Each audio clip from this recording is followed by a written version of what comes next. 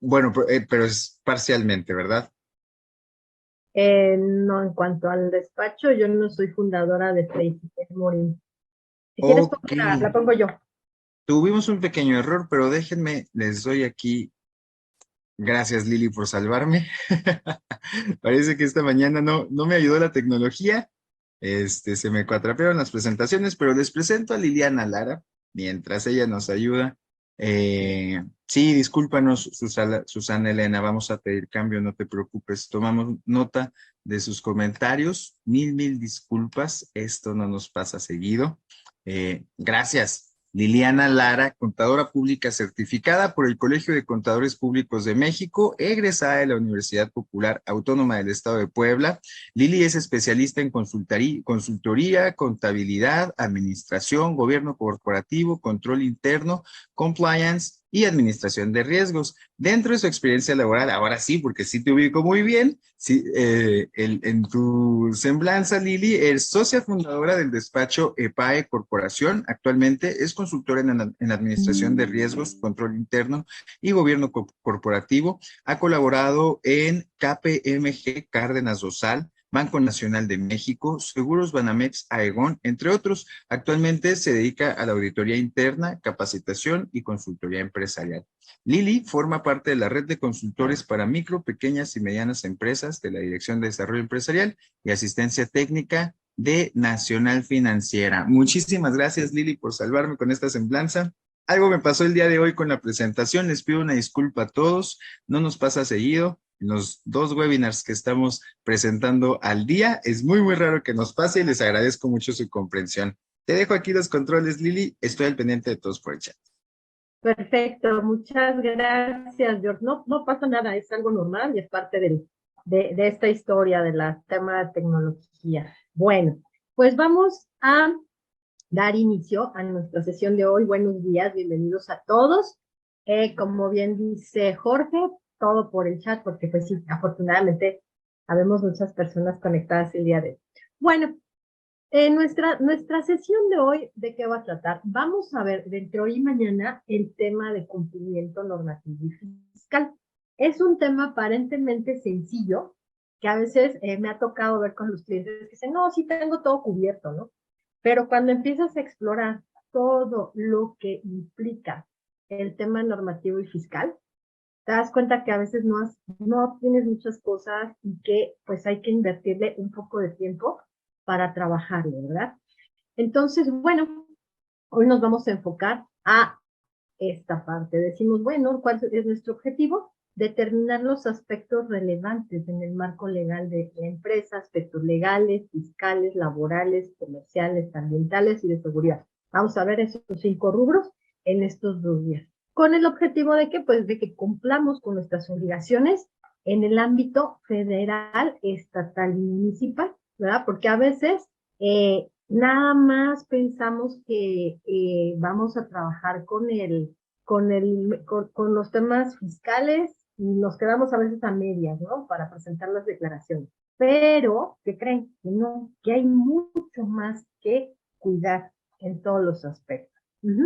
Entonces, bueno, vamos a darle continuidad. ¿Por qué? Porque, pues ahora sí que es a los 3 niveles, ¿verdad? A nivel federal, a nivel estatal y a nivel municipal.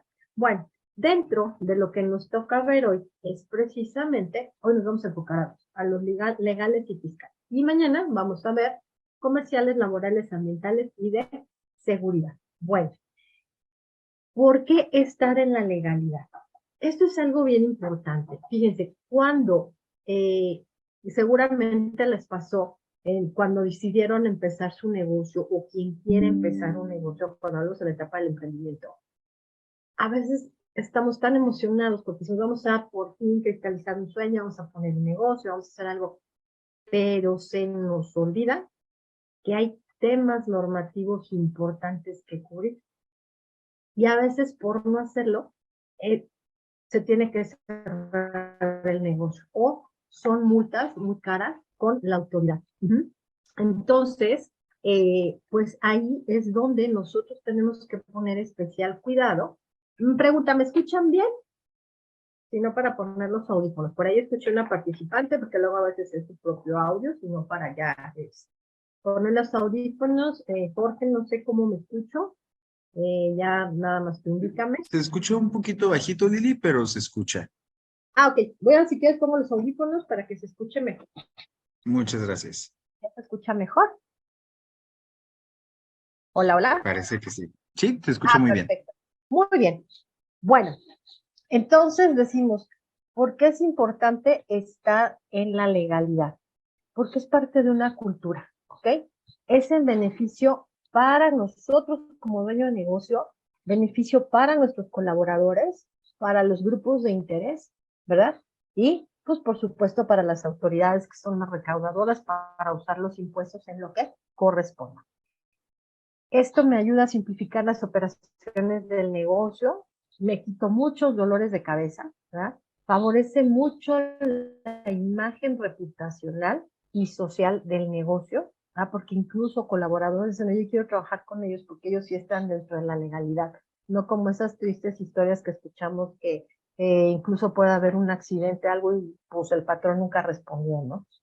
Y bueno, dice, prevenir alguna pérdida económica por algún incumplimiento, ¿no? Y podríamos decir incluso porque, pues, pueden incluso hasta clausurar o cerrar el negocio, ¿no? Y ese, pues, es una merma en el negocio, en la economía, en las finanzas del negocio. Entonces, decimos, ¿cuáles son esos principales motivos? Por lo que es necesario realizar los trámites. Precisamente uno de ellos es ese, no exponernos a multas, no exponernos a alguna clausura. Dice, y tener ese mecanismo para poder acceder a créditos en la banca comercial. Cualquier institución financiera, ya sea banca de primero o segundo piso, me va a pedir, lo primero, alta en Hacienda, ¿verdad? Y si no estoy dado de alta, pues no voy a poder ingresar o tener acceso a los financiamientos.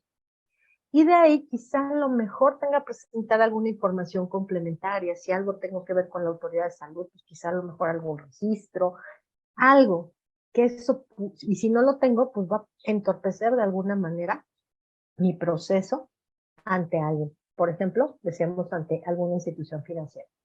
Entonces dice, el celebrar contratos con empresas, ¿verdad? Quizá tengo un cliente grande y lo primero que me va a pedir es estar en la legalidad, ¿no? Luego, ten cuidado porque el hecho, y lo vamos a ver mañana, que no tengas dados de alta a tus trabajadores, pues te puede llevar a una demanda, ¿verdad? Y es una cantidad de dinero muy grande la que se paga cuando entras en un tema de juicio. Es desgaste y aparte es económicamente muy caro y al final el que sale beneficiado es el trabajador. Y puedes incluso cerrar el negocio, vender tus vehículos, vender tus activos, vender lo que tienes para poder resarcir los gastos de ese juicio, ¿no? Entonces decimos, bueno, ¿cuál es el beneficio? Que esto va a ayudar a ese crecimiento positivo de tu negocio, va a estar identificado dentro de un marco social en el que estás, o en la comunidad en la que estás, ¿verdad? Y, por ejemplo, hay muchos sectores, como en este caso el sector turismo, ¿verdad? Que se ve beneficiado, hay apoyos, hay, hay algunos beneficios, pero que necesitamos estar dentro de la legalidad. Entonces les decimos, ¿cuál es el alcance de ese cumplimiento normativo? Decimos, bueno, aspectos legales, uno, aspectos fiscales. Yo les invito a que vayan anotando en una hoja esto. Hagan una lista, vamos a poner aspectos legales, aspectos fiscales, aspectos laborales, comerciales, medioambientales, de seguridad. ¿Qué otros pueden ser? Pues todo lo relacionado a la ética y conducta, ¿verdad? Tengo un código de ética. Ese código de ética aplica para mí como dueño de negocio, para mis colaboradores, para mis proveedores, para mis clientes, si vendo a gobierno. Hay por ahí una normativa en el sector público que habla de la ley de responsabilidades, donde también es extensiva a quienes damos servicio a los entes gubernamentales. Oye, ¿y qué tal con eso? Oye, ¿tienes contrato? clientes, proveedores, empleados. Eso también va, ¿no? Hay que cuidarlo porque es un tema importante. Hacemos el compliance, es un tema muy robusto, muy amplio, que dice, tienes que cumplir con, o es el cumplimiento a la normativa externa aplicable, toda esta, más la normativa interna. ¿Qué es la normativa interna? Manuales, políticas, procedimientos, seguramente lo vieron en las sesiones pasadas, ¿verdad? Y entonces, ahora sí, después de esto, lo relacionado a la ética y la conducta. Entonces son los ejes rectores, misión, visión, valores, y donde hablo más a detalle de mis valores, los hablo en un código de conducta o en un código de ética. Alberto dice, ¿cuál es el procedimiento para tener empleados formales y cuál es el costo global del trámite? Esto depende mucho. El procedimiento, pues, es primero tener tu registro patronal. Lo vamos a ver cuando veamos los aspectos laborales. No me quiero adelantar mucho, pero te contesto en general. Registro patronal, ¿verdad? De ahí, pues, el alta de los trabajadores. Tienes que, ya tienes tu registro patronal ante el Seguro Social. Vas a tener acceso a los dispositivos electrónicos del SADERNES, el famoso ITSE. Ahí es donde se va a registrar todas las incidencias, donde vas a obtener tu formato para el pago de tu Seguro Social, porque Seguro Social es Infonavit, más todo lo que conlleva, ¿no? Que mañana, cuando veamos los aspectos laborales, lo vamos a tocar. ¿Cuál es el trámite? Depende de los trabajadores, y las prestaciones, si les das las básicas de ley, o si le das algo más, bonos, algún otro servicio de comedor, algo más, pero las prestaciones base, por lo general, la carga laboral estímala entre un 30 y un 35%. Más que nada ahorita porque aumentaron los días de vacaciones. Entonces, eso es lo que tendrías que hacer para estar en la formalidad. Pero no voy a entrar mucho en eso cuando veamos el aspecto laboral. Ahora sí, vamos a entrar más a detalle al respecto. ¿Ok? Bueno, vamos a ver. Aspectos legales que tengo que cumplir y aspectos fiscales que tengo que cumplir. Bueno, acá hay un tema bien importante. Fíjense, ¿qué soy? ¿Persona física o persona moral? Me gustaría, por favor, que me escribieran en el chat, en la sección de preguntas. Hoy tenemos personas morales y personas físicas, o la mayoría es personas físicas. Me gustaría que me lo escribieran en el chat. Y ¿cuál es el giro de su empresa? Porque eso también es un tema muy interesante, ¿verdad? Si soy un hotel, soy un restaurante, soy una prestadora de servicios turísticos. ¿Cuál es mi giro? ¿Ok? Bueno, entonces, fíjense, nos dice, si voy a ser una persona moral, híjole, pues hay que pensarle, ¿verdad? Porque dice, tenemos muchas obligaciones, y como persona física también. Dice, cuando hablamos de una persona moral, lo primero que tengo que checar es ver qué tipo de persona voy a ser. Una que esté sujeta a lo que digan las sociedades mercantiles, la ley general de sociedades mercantiles, o una sociedad civil. Ahorita vamos a ver la diferencia, ¿verdad? Pero lo primero que tengo que saber, ¿cuántos socios están involucrados? ¿Verdad? ¿Cuántas personas van a ser socios? Dice, soy persona física con actividad empresarial independiente, consultoría y capacitación. Persona física, alimentos y bebidas, persona moral. Ok, bien, perfecto. Sí, tenemos personas físicas y personas morales. Persona física con actividad empresarial y persona moral, transporte terrestre, giro contable, venta de equipo de cocina. Ok, tenemos muy bien. Fíjense que cuando decidimos ser una persona moral, primero decimos cuántos socios van a estar involucrados en el negocio. ¿Qué puede pasar con los socios? Que nada más aporten el capital, que formen parte del negocio, ¿verdad? Y aquí es cuál va a ser ese involucramiento que se va a tener por parte de los socios. Tengan mucho cuidado con quién se asocian. Esto es hay que establecer muy bien las reglas, sea familia o no familiar. Hay que ver muy bien con quién nos estamos asociando y tener muy claras las reglas desde el principio en esa sociedad. ¿Ok? Entonces, fíjense, hablemos de personas morales, personas físicas. Dice, ¿qué tipo de sociedad voy a hacer? Voy a hacer una sociedad mercantil, me va a regir el código mercantil. Voy a hacer una sociedad civil, me va a regir el código civil. ¿Cuáles van a ser y de cuánto van a ser las aportaciones de los socios? ¿Quién es el que va a tomar esas responsabilidades ante terceros? Al ser socios vamos a ser todos, pero ¿quién va a tener facultades para abrir una cuenta de cheques? ¿Quién va a tener facultades ante cualquier tercero? Todo eso me lo va a decir mi acta, o todos vamos a hacer. ¿Cómo nos vamos a organizar? Vamos a tener un consejo de administrador o un administrador único, ¿verdad? Dice Jesús, apenas estoy por abrir un restaurante, ¿tendría que darme ante el SAT antes de abrir? Yo te sugiero que sí.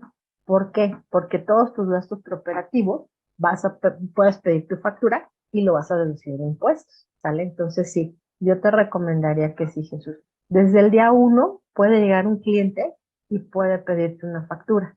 Entonces, lo más importante es que estés preparado para cuando eso suceda. O un caso extremo puede llegar a alguien del SAT y decir, oye, pues necesito una factura. Y tú le digas, no, no tengo facturas, puedes tener una multa, puede haber un tema ahí con la autoridad. Entonces, sí, de una vez, ve pensando darte de alta. Cuando veamos personas físicas, vas a ver, y terminamos de ver personas morales, vas a ver cuál es la que más pudiera convenir. ¿Ok?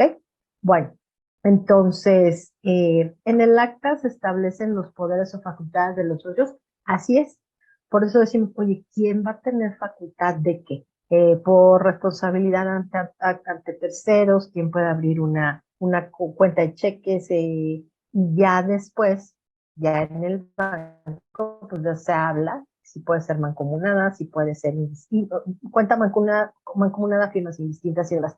Pero primero, aquí es que el socio que tenga la facultad para responder ante un tercero, todo eso te lo va a decir el acta constitutiva.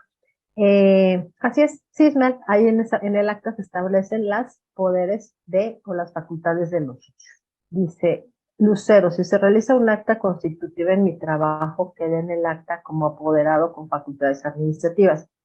Aquí, ¿qué actividades o pagos me deben realizar? Ninguno. Fíjate que este es un tema bien interesante, Lucero, porque no es una facultad que tú vas a tener, una facultad administrativa para la organización. Esto no implica que vas a tener un sueldo mayor o un bono o algo, no, sino al contrario, te están haciendo responsable por o que puedas responder ante alguien para un acto administrativo. Entonces, ten mucho cuidado. Yo, híjole, sí les digo, si eres empleado, ten cuidado con las facultades o poderes que te dan y checa qué implicaciones legales pudieras tener, ¿sale? Porque te dan obligaciones, pero pues, ¿qué beneficio vas a tener a cambio, no? Si eres socio de la sociedad, entonces sí, dice, porque aquí todos vamos a responder por cualquier acto ante terceros. El acta va a decir hasta cuándo y cómo, ¿no? Depende mucho también de la sociedad. Si es la sociedad SADCB, vas a responder hasta por el monto de tus aportaciones. No se meten con el capital de los socios. Entonces, por esto es importante, vamos a empezar a ver los escenarios. ¿Okay? Bueno, entonces dice, al crear una sociedad, pues tiene un gasto, ¿verdad? Un gasto notarial. Ahorita, por ejemplo, crear una sociedad civil o mercantil varía entre los 13,000, incluso hasta los 25,000 pesos, ¿ok? Es un tiempo, son por lo menos 2, 3 meses, porque es la inscripción, bueno, la generación del documento, la inscripción en el registro público. Hasta hace un mes eran como un poquito lo más tardado, el registro público era el que estaba retardando un poquito el proceso. Ya que tienes la inscripción en el registro público, viene el registro ante el SAT, y ya del registro ante el SAT puedes hacer tu registro patronal y ya registrarte en donde gustes. Pero lo primero es eso, acta constitutiva, protocolizada ante el notario, y ya después registro ante el SAT, y ya posterior tu registro patronal y todos los registros que necesites obtener. Y eso pues sí es un costo, ¿no? Por eso les decía, los notarios te cobran entre 13 y 25,000 pesos por el trámite. Ojo, tienes que tener mucho cuidado. quién va a ser así que si va a haber un consejo de administración, entre varios, quién lo va a formar, ya después vamos a hablar de mejores prácticas, quién es el comisario de la sociedad, que es el que va a pedir cuenta a la administración de cómo se está gestionando la sociedad, ¿verdad? Esas figuras tienes que tener mucho cuidado quiénes van a ser, ¿verdad? Porque no es, ay, sí, pon a X persona, pon a mi mamá, pon a mi tío, no, porque esa persona también tiene responsabilidad legal. Y cualquier cambio que quieras hacer al acta también cuesta. Es decir, si decidiste, oye, quiero poner ahorita como comisario a mi esposo y resulta que yo lo saco de la sociedad, ¿verdad? Eso lo vamos a ver en protocolo. Va a haber una sesión de una semana de protocolos, los invito a que vayan, a que estén presentes y se ve precisamente el protocolo familiar, pero lo enlazo con esto. ¿Por qué? Porque yo les decía, hay que ver con quién me voy a asociar y quiénes quiénes van a tener facultades dentro de la empresa. Entonces, este comisario, supongamos, a, a designar a mi esposo como comisario, ¿no? Ah, perfecto. Pero resulta que después de un tiempo te divorcias o por lo que gustes, o él mismo dice, no, yo no quiero ser comisario. Ok, ese trámite te cuesta ante notario y por lo menos te cuesta entre 10,000 y 15,000 pesos. Cada modificación que hagas a tu acta va a tener un costo ante el notario. Ok, entonces por eso hay que tener mucho cuidado. Bueno, entonces dice, ahora sí, depende del tipo de sociedad, pues ya me voy y qué es lo que vamos a ver ahorita, cuáles en general los trámites que tengo que realizar. Bueno, dice Mónica, en una empresa se tiene que dar de alta a los socios en el IMSS. Depende qué rol estén jugando, si son colaboradores, ¿verdad? Y si no, no es necesario, sino con el que está como representante legal, él es el que va a responder ante el IMSS. El registro patronal va a salir al nombre de la empresa, pero va a decir el representante legal de tal empresa es Mónica, ¿no? Dice, a los empleados me queda claro que sí, pero a los socios depende del rol que estén jugando dentro de la organización. ¿Bajo qué esquema se le paga la nómina a los socios? Dependiendo. Si es empleado, le puedes pagar por nómina. Él va a tener entonces dos papeles. Va a ser empleado de la sociedad por el trabajo que está desarrollando en la sociedad. Vamos a suponer es gerente de compras. Ah, ok. Por ese trabajo le voy a pagar un sueldo y lo voy a dar de alta en el Seguro Social. ¿Qué puede pasar?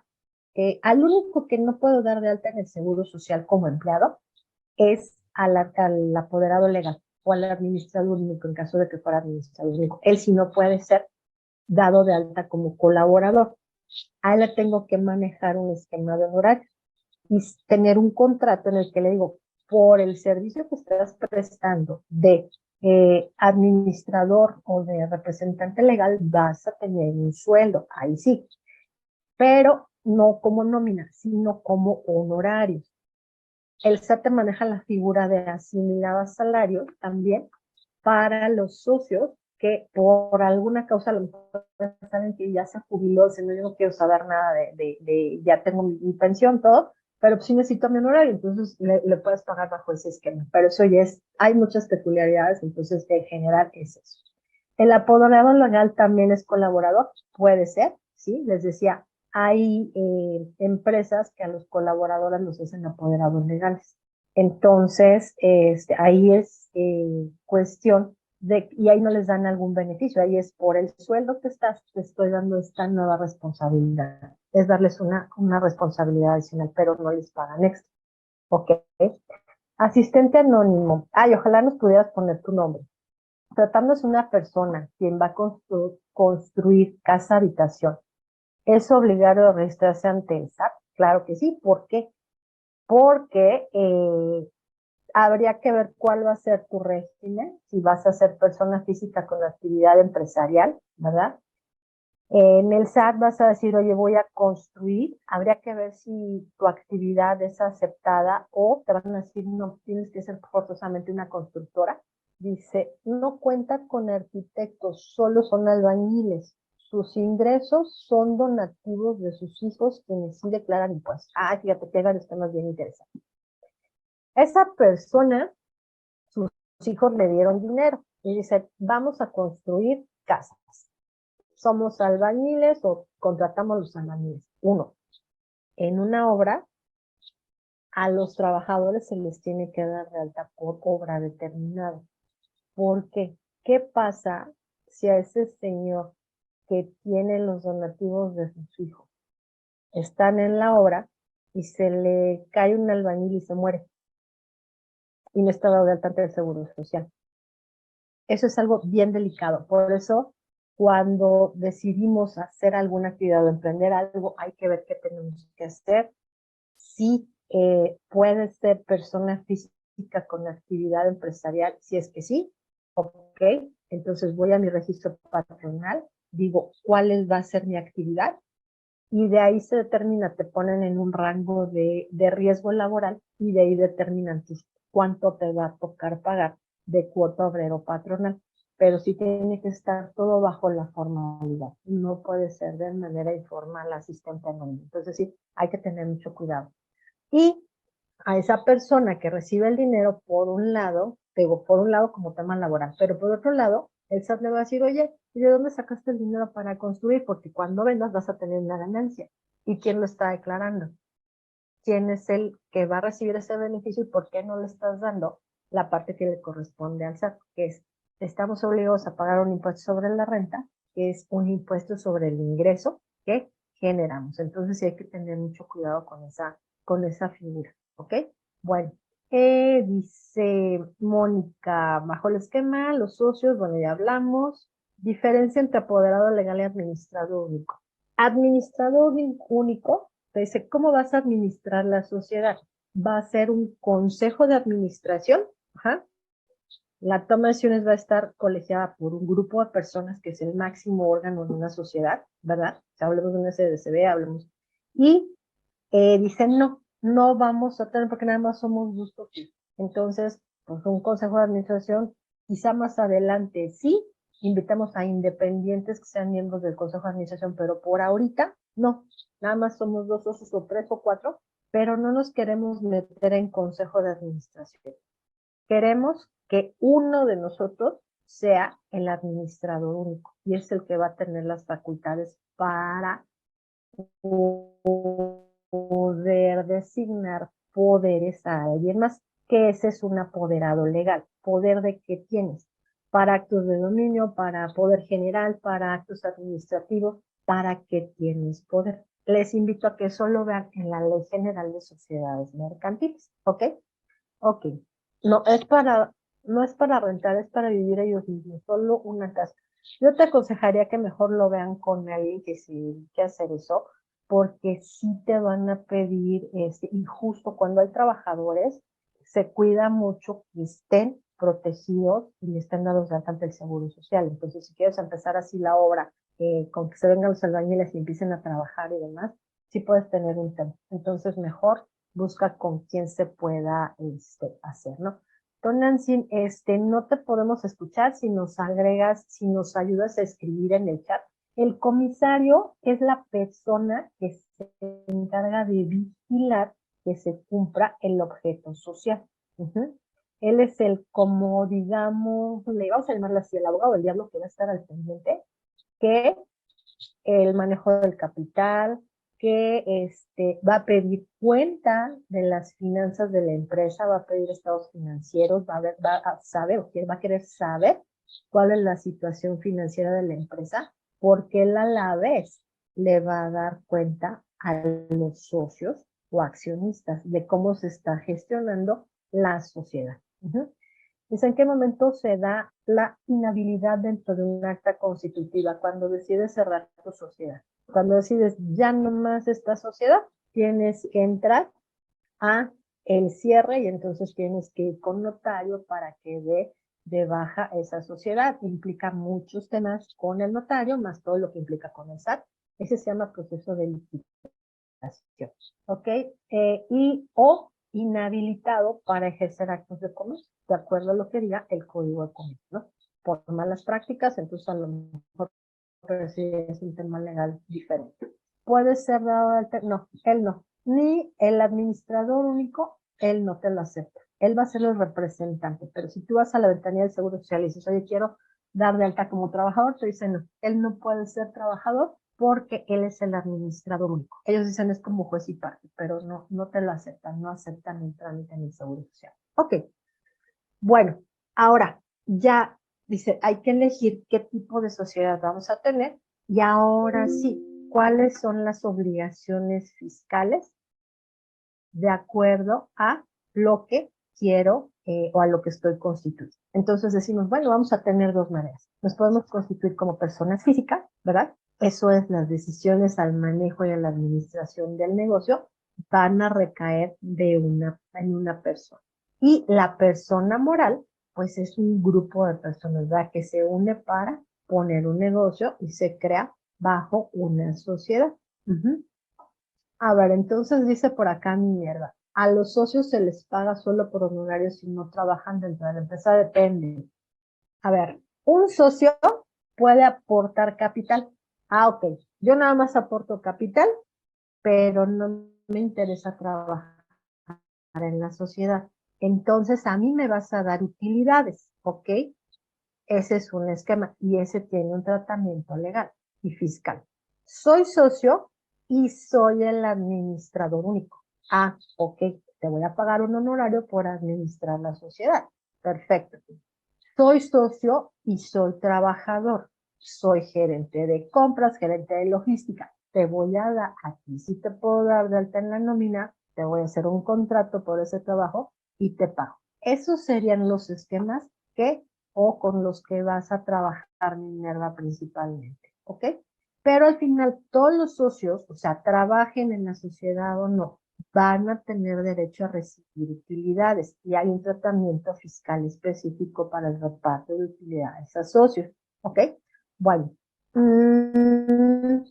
eso es lo que tenemos que cuidar. Entonces les invito a que acabemos de ver la explicación, de decir, oye, ¿cómo puedo constituirme? ¿Cómo puedo formarme? Y ahora sí, ¿no? Decimos, ¿quién sería lo más recomendable si mis trabajadores están registrados ante el IMSS? Pero no entiendo la pregunta. ¿Qué sería lo más recomendable si mis trabajadores no están registrados ante el IMSS? Pero ya me lo tienes que darlos de alta. Porque si ya te mandaron un requerimiento, lo que sigue es que tienes que demostrar desde cuándo son trabajadores y una multa porque no los tenías dados de alta. Entonces, yo me iría por ahí para que ya los tengas dentro de la formalidad. Esas son una de las consecuencias, ¿no? Que te visita la autoridad o el trabajador denuncia que en ese establecimiento, en ese centro de trabajo, no tiene prestaciones y en automático llega la autoridad laboral. ¿Ok? Bueno, entonces nos dice, como personas físicas, ¿cómo me puedo constituir? ¿Qué tenemos hoy? Bueno, como persona física, en el pasado teníamos el régimen de incorporación fiscal, ¿no? Pero ahora tenemos el régimen simplificado de confianza, ¿verdad? Entonces decimos, oye, también tengo la actividad empresarial y profesional, ¿ok? Tenemos lo que en su momento era el régimen simplificado de confianza, como decíamos, y tenemos una figura que en su momento creó la autoridad laboral, perdón, la autoridad fiscal, llamada una SAS, una sociedad de acciones simplificadas, ¿verdad? Esta, la característica, la vamos a ver más adelante, pero es que se puede constituir con un solo socio. Entonces, es un tema interesante, ¿no? De lo que podemos ir a decir. Bueno, y como persona moral, ¿cómo te puedes constituir? Puede ser una sociedad anónima, una sociedad civil, una asociación civil, una sociedad cooperativa, una sociedad de responsabilidad limitada, ¿verdad? Entonces, bueno, vamos a empezar a hablar con las personas físicas. Las personas físicas nos dice, vamos a hablar del régimen simplificado de confianza. ¿Es obligatorio tener a los trabajadores al 100%? Pues sí, o sea, es alta del trabajador. No entiendo a qué te refieres, Alejandra, con el 100% ante el IMSS, pero voy a tener a los trabajadores registrados, ¿ok? Y desde ese momento yo tengo la obligación de cubrir todas las prestaciones que Ley Federal del Trabajo y Seguro Social determinaron para ese colaborador. Carlos dice, en la constructora, cuando los albañiles trabajan por destajo y no por nómina, ¿cómo está? Se está dentro del marco legal, ya que darlos de alta por lo que ganan. A ver, una cosa es el esquema de pago, que es a destajo o por nómina, y otra cosa es el registro ante el Seguro Social. El registro ante el Seguro Social es para garantizar que están protegidos. Que les decía, eso lo vamos a ver más adelante. Les pido, por favor, que todo el tema laboral nos lo llevemos cuando veamos aspecto laboral, por favor, para que podamos avanzar en el aspecto legal. Ya cuando sea laboral, ahí me preguntan todo lo que tenga que ver con Seguro Social, y demás, ¿no? Y con el alta y demás. Pero de entrada, sí tenemos que tener a todos registrados, ¿ok? Lo vamos a ver a detalle. Y ahí, por favor, vemos las preguntas. Entonces, Gerardo, una SAS se puede convertir en SASB si la puedes convertir después del nivel de ingreso. ¿Qué es lo más recomendable que las cierres te das costo-beneficio o vayas con el notario? Soy SAS, pero ahora ya voy a hacer SASB, ¿no? Y ya el notario te da el costo-beneficio. Dice, de Teo de la sociedad existe la figura gerente, está contemplado todo. Dentro de la sociedad existe la figura, pues sí, dentro de tu sociedad vas a tener toda una estructura y vas a tener un director general, puedes tener un director general, directores de área, gerentes, depende a la estructura que tú quieras, ¿no? Entonces, así es como lo tienes que ir haciendo. Reciclo.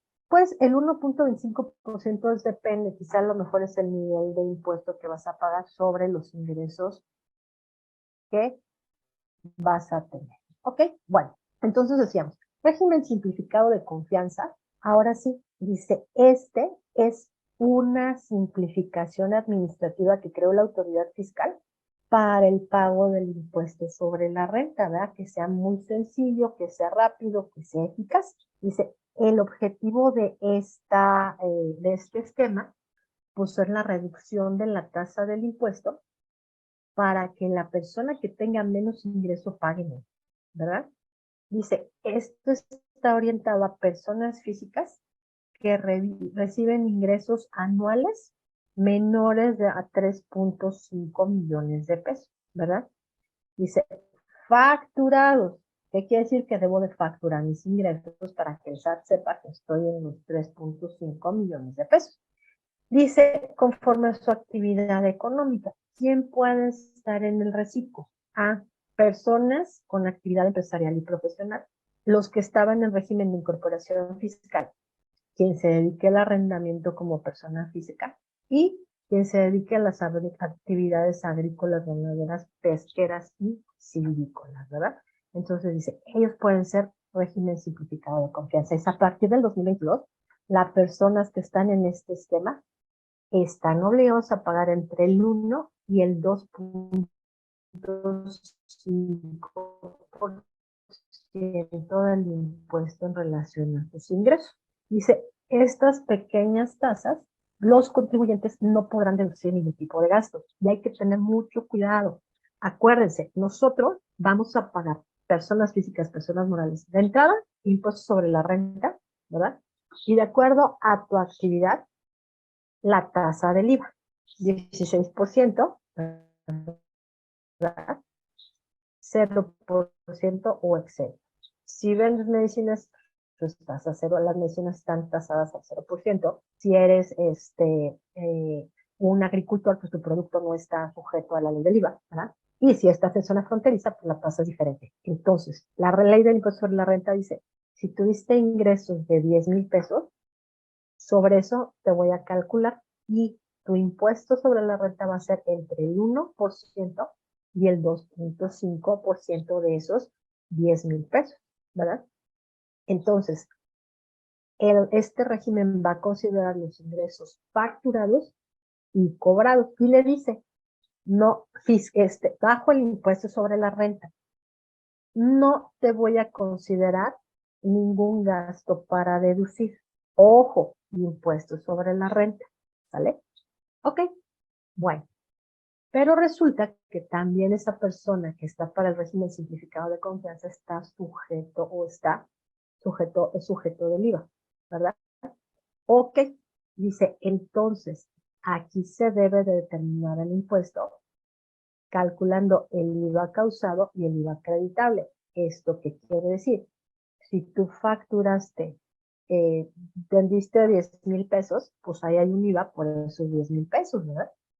Pero tú compraste el equivalente a 5,000 pesos y por eso pagaste un IVA y pediste factura. Y aquí sí te dice la ley del IVA, cumpliendo los requisitos establecidos en la ley del IVA como se hace actualmente. Dice, impuesto sobre la renta es una cosa, IVA es otra cosa. IVA me dice, yo sí necesito, porque te permito compensarte el IVA que a ti te pagan con el IVA que tú pagas. A lo mejor a ti te pagaron de IVA 1,600 pesos y tú pagaste de IVA 1,400 pesos. Entonces, de lo que te pagaste menos de lo que tú cobraste menos lo que pagaste, pues hay 200 pesos que me tienes que dar. Y eso es lo que le vamos a dar al SAT. Luego, entonces, el régimen simplificado de confianza tiene que considerar las facturas de sus gastos para efecto del IVA. Y a veces eso los contadores no se los especificaron, ¿verdad? Entonces, no, hombre, ya no te preocupes por el gasto, sí, pero para la ley del impuesto sobre la renta, para la ley del IVA, sí tienes que considerar esos gastos, ¿ok? Esas facturas de tus gastos. Entonces dice, uno de los principales requisitos es que el impuesto pagado corresponda a conceptos que son deducibles para impuestos sobre la renta. Oye, pero no dice que no, no, sí. La ley del impuesto sobre la renta dice qué es lo que puedes deducir. Los gastos estrictamente indispensables para tu negocio. Entonces dice, lo anterior que implica que se deban de conservar los comprobantes fiscales de los gastos, ¿verdad? Y realizar los pagos mediante los medios electrónicos que tenga el SAT destinados. Y además, llevar una contabilidad. Salvador, ¿se pueden tener dos regímenes? Ejemplo, asalariado, activo empresarial, sí, sí puedes tener los dos, sin ningún problema. Y en el mismo, nada más tienes que llevar un control de tus ingresos como asalariado y como actividad empresarial, pues sí llevar tu contabilidad, ¿ok? Y al final, todo esto tú lo vas a tener en la declaración anual, ya el SAT te carga todo y te va a decir, mira, tu ingreso por asalariado es este y tu ingreso por actividad empresarial es este. Sí, sí, lo puedes tener así. Ok, bueno, entonces vamos a continuar. Decimos, la actividad empresarial y profesional. ¿Se acuerdan? En Recico decía ingreso hasta 3,5 millones de pesos. Pero acá en la actividad empresarial y profesional te dicen, pueden tributar aquellas personas físicas que obtienen ingreso por actividades comerciales, ¿verdad? Que tengan un restaurante, una cafetería, una escuela, una farmacia, o por industrial, una minería, un textil, calzado, farmacéutica, construcción, dice, o por la enajenación de bienes de autotransporte, dice, sin importar el monto de los ingresos que perciban. Entonces, hace rato por ahí hablábamos de personas físicas y puede ser constructora, ¿no? Dice, así como aquellas personas que presten servicios profesionales, médicos, abogados, contadores, dentistas, ¿sale? Cualquiera. Oye, entonces de servicios profesionales puede ser reciclo o puede ser persona física con actividad empresarial, sí, cualquiera de los dos. Ahorita vamos a ver más adelante cuando se complica el caso, ¿no? Dice, bueno, ¿qué tendrá? Pues sus deducciones mensuales, ¿verdad? Las que realiza de acuerdo a su actividad. Y si va a tener sus deducciones anuales, gastos médicos, hospitalarios, dentales, funerarios, donativos, transporte escolar, colegiaturas, aportaciones voluntarias al fondo de retiro, eso es lo que va a tener como deducciones dentro de su declaración anual.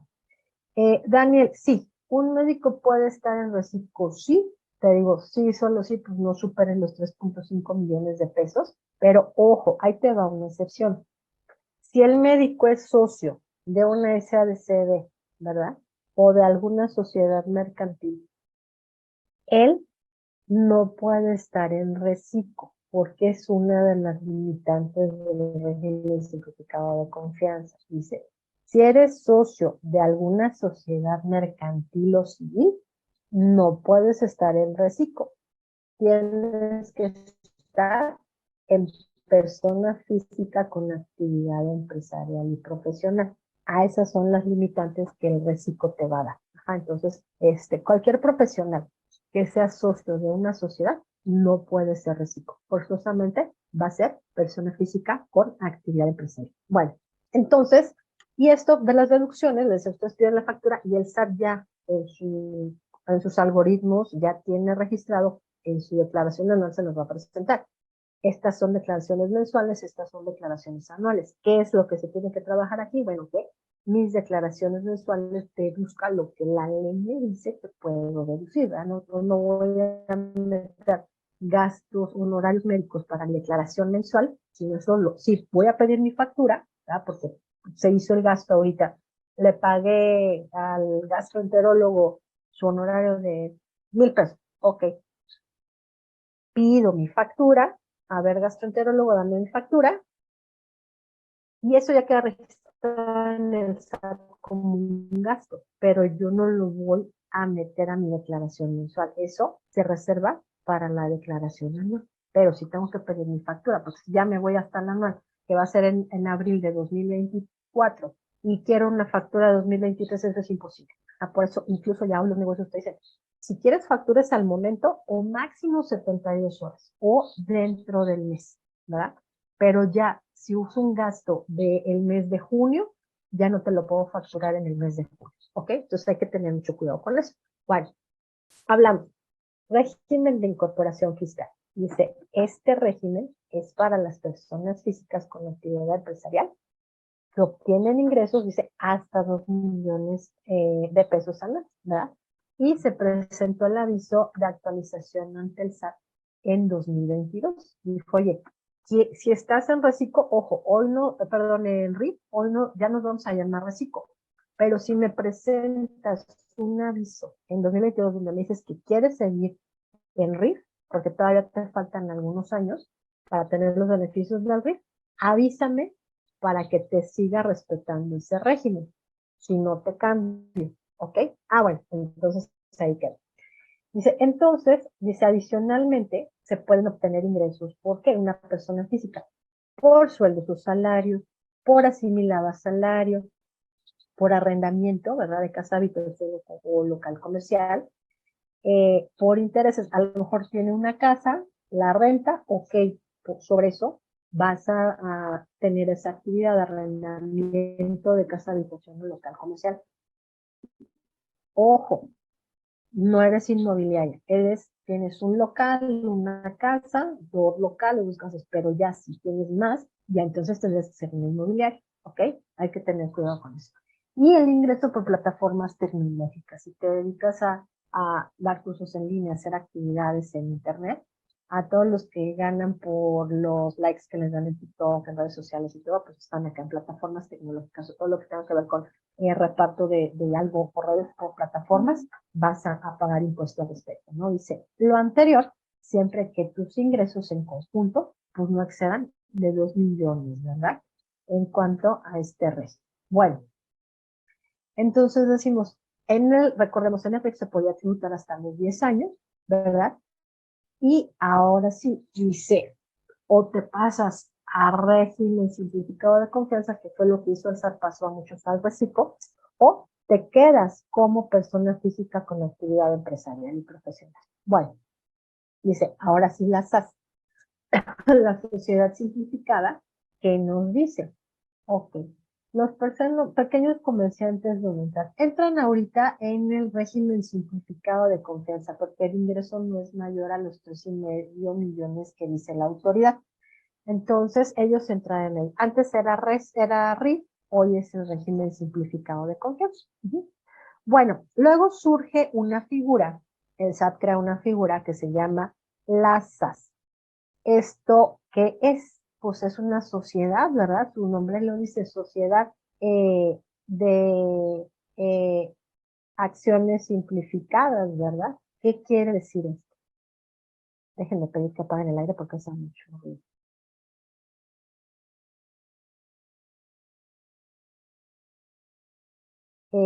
Esta sociedad se creó porque porque había personas físicas que su actividad, yo lo vi mucho, por ejemplo, en ingenieros, en arquitectos, que presentaban proyectos o tenían clientes con construcciones, incluso con entes gubernamentales, o alguna persona física que tuviera alguna relación con algún ente gubernamental o con alguna empresa que le pedía que fuera persona moral. Entonces, oye, pero ¿cómo le hago si nada más soy yo? Necesito otro socio y eso me cuesta mucho dinero. Y sí, tienen razón, ¿no? Bueno, pues se crea esta figura, las sociedades de acciones simplificadas, ¿verdad?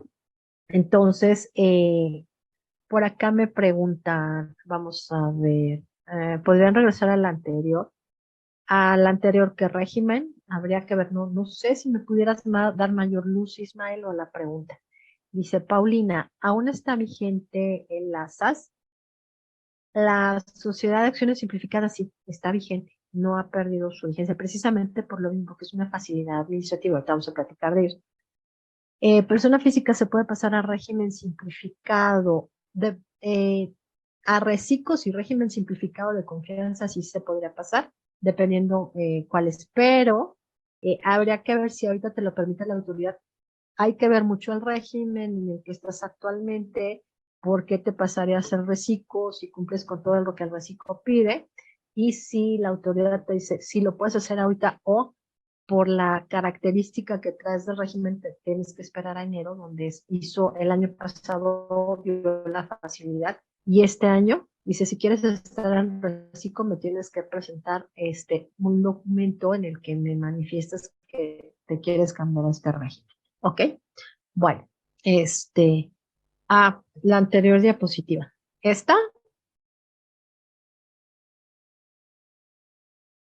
Ok, listo. Ya me paso a la que sigue. Perfecto. Sí, Pau, la SAS sigue vigente. Esta no se ha cerrado precisamente porque es una sociedad simplificada. Es como ¿qué dijo la autoridad? Pertenece a las sociedades mercantiles y esta se puede constituir a partir de una persona física, ¿verdad? Y acá la gran diferencia y beneficio es que aquí no interviene el notario. Tú la das de alta en la página de la Secretaría de Economía y al momento, yo te voy a hacer una serie de preguntas, te voy a decir cuántas acciones tienes, cuánto vale la acción, no hay un límite, no te dice que si son 50 acciones con valor de $1, eso es con lo que voy a iniciar la sociedad, o 10 acciones de $10, ¿no? No hay un límite, ¿verdad? Porque si alguien quiere ser o necesita ser una sociedad mercantil, pero que no tiene un capital a invertir como me lo piden quizá una SA o algún otro tipo de sociedad. Dice acá, tú decides cuánto vale tu acción, cuántas acciones. 5 acciones de $10, está bien, con eso vas a iniciar. Okay. En ese momento se genera también tu cédula fiscal y ya todo se hace ahí, ¿sale? Ya no hay un tema, eh, en cuanto a que tengo que ir al notario, en cuanto al registro público, no todo se hace a través de la página de comunidad y ya te da el registro electrónico también del registro público. O sea, ya tienes todo tu registro como sociedad. Yo diría, si lo haces con dedicación, con calma, con una buena conexión, en 1 hora, 2 horas ya tienes tu cédula fiscal o ya naciste como una sociedad. A lo mejor te vas a llamar servicios especializados del Bajío, SAS, ¿no? En vez de ser SADCB, vas a ser SAS, ¿vale? Entonces, dice, la SAS en México, pues es una sociedad por acciones para empresas pequeñas, ¿verdad? ¿Por qué? Dice, el tope de ingresos está hasta 5 millones de pesos. Dice, y pues va a existir ya con una denominación social, dice, y lo puedes constituir con uno o con varios socios. Acá el tope es que hasta 5 millones puede ser una SAS. Ya después de los 5 millones, pues ya te puedes cambiar a una SADCB, puedes hablar con notario, decir, oye, pues nada más voy a cambiar de tipo de sociedad, te hace el trámite y te decía, ese tiene un costo, ¿no? Ya es depende de las tarifas del notario.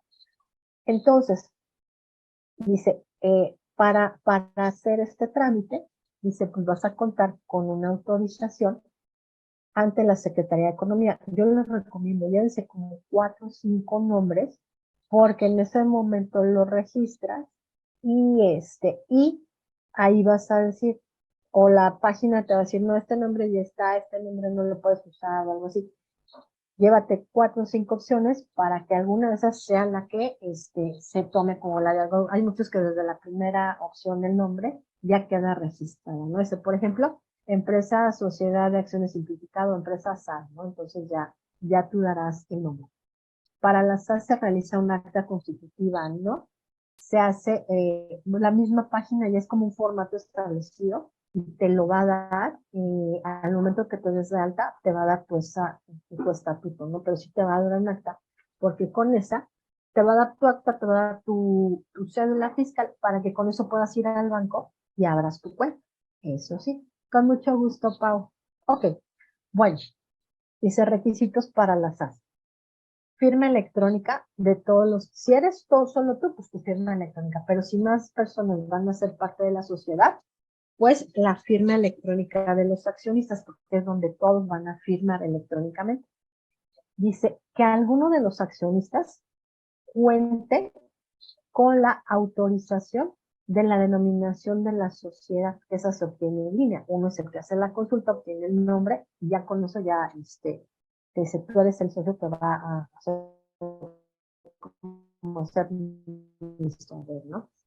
Ingresos anuales, dice, pues no pueden exceder los 5 millones, dice, y en ningún caso, fíjense, esta es una limitante, los accionistas van a ser accionistas que tomen decisiones en alguna sociedad mercantil, por ejemplo, administrador único, mayoría accionaria, ser miembro del consejo de administración. Si tienes, en resumen, si tienes otra sociedad, no puedes tener una SAS o no puedes ser socio de una SAS.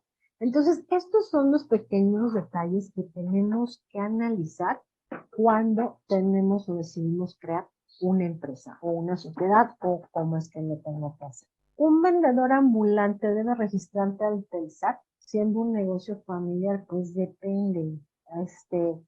Por lo general ellos se registran ante la alcaldía si pagan alguna cuota. Dependiendo de dónde estás, no sé dónde estés asistente anónimo, si estás en la Ciudad de México, estás en otro estado, pues ahí tienes que ir a la localidad, al gobierno municipal, para que te digan si tienes que pagar un permiso. Acá en la Ciudad de México sí pagan un permiso, incluso les dan hasta un gafete para que puedan pues, vender sus productos, sus servicios. Entonces todo depende en qué ciudad esté y ve al gobierno local para que te digan si requieres un permiso como vendedor ambulante.